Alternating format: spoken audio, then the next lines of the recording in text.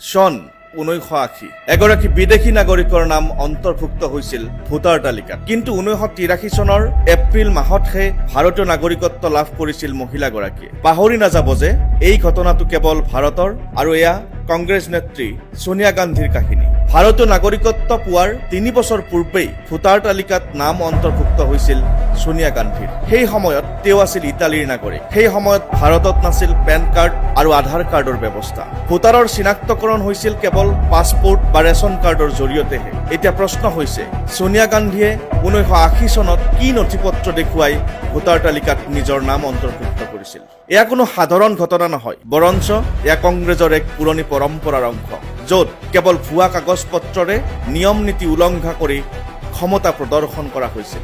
ক্ষমতাৰ অপব্যৱহাৰেৰে কংগ্ৰেছে ভাৰতীয় নাগৰিকত্ব অবিহনে সোনিয়া গান্ধীক ভোটাধিকাৰ প্ৰদান কৰিছিল। ঠিক একেদৰে অবৈধ অনুপ্ৰৱেশকাৰীক ভোটাধিকাৰ দিবলৈও কংগ্ৰেছে বিভিন্ন ব্যৱস্থা অৱলম্বন কৰিছিল, যাতে অনুপ্ৰৱেশকাৰীয়ে ভাৰতীয়ৰ অধিকাৰ দখল কৰিব পাৰে আৰু কংগ্ৰেছৰ ভোট বেংক অধিক শক্তিশালী কৰি তুলিব পাৰে।